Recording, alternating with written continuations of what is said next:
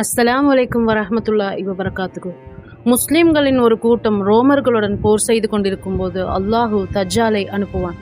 கடுமையான பஞ்சம் ஏற்பட்ட காலத்தில் கிழக்கு திசையில் பழைய பாரசீக நிலங்களில் குரசான் என்ற பகுதியிலிருந்து தஜ்ஜால் வெளிப்படுவான். அவன் ஒற்றை கண்ணன். அவனுடைய நெற்றியில் காஃபீர் என எழுதப்பட்டிருக்கும். நான் உங்களுடைய இறைவன், நான் உங்களுக்கு மழையை பெய்யச் செய்வேன், பூமியை பசுமையாக்குவேன், பஞ்சத்தால் பசியால் இருப்பவர்களுக்கு உணவு கொடுப்பேன். மக்கள் ஆச்சரியத்துடன் பார்ப்பார்கள்.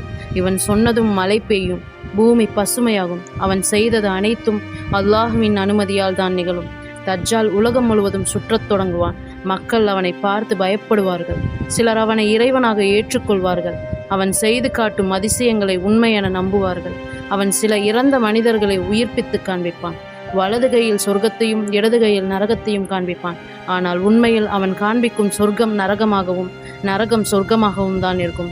அவனை நம்பி சொர்க்கத்திற்குள் சென்றவர்கள் உண்மையில் நரகத்திற்கு தான் செல்வார்கள். நரகத்திற்கு சென்றவர்கள் சொர்க்கத்திற்கு தான் செல்வார்கள். உலகம் முழுவதும் சுற்றிய தஜ்ஜாலால் மக்கா மற்றும் மதினாவிற்குள் நுழையவே முடியாது. 2 புனித தலங்களுக்கு வெளியே மலக்குமார்கள் பாதுகாத்து நின்று கொண்டிருப்பார்கள்.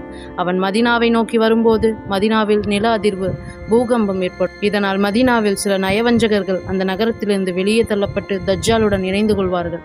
இமாம் மஹதி அலைஹிஸ்ஸலாம் அவர்கள் முஸ்லிம் படைகளுடன் தஜ்ஜாலை எதிர்த்து போரிட ஷாம், அதாவது சிரியா நாட்டின் டமாஸ்கஸ் நகருக்கு செல்வார்கள். தஜ்ஜால் முஸ்லிம் படைகளை முற்றுகையிடுவான். முஸ்லிம்கள் போருக்கு தயாராகி கொண்டிருக்கும் போதுதான் நபி ஈசா அலைஹிஸ்ஸலாம் அவர்கள் வானத்திலிருந்து பூமிக்கு இறங்கி வருவார்கள். தொழுகையுடைய நேரம் வந்தவுடன் இமாம் மஹதி அலைஹிஸ்ஸலாம் அவர்கள் நபி ஈசா அலைஹிஸ்ஸலாம் அவர்களை தொழுக வைக்குமாறு சொல்வார்கள். அதற்கு நபி ஈசா அலைஹிஸ்ஸலாம் அவர்கள் இமாம் மஹதி அலைஹிஸ்ஸலாம் அவர்களை தொழுக வைக்குமாறு சொல்லி மக்களுடன் சென்று நின்று கொண்டிருப்பார்கள்.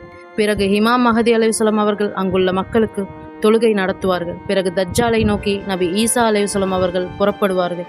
இறுதியில் தஜ்ஜால் பாலஸ்தீனத்தில் உள்ள லூத் என்ற நகரை நோக்கி பெரும் படையுடன் செல்வான். இப்போது நான் உலசையாக போகிறேன், யாரும் என்னை தடுக்க முடியாது. தஜ்ஜால் நபி ஈசா அலைஹிஸ்ஸலாம் அவர்களை பார்த்தவுடன் தண்ணீரில் எப்படி உப்பு கரையுமோ அது போல கரைந்து விடுவான்.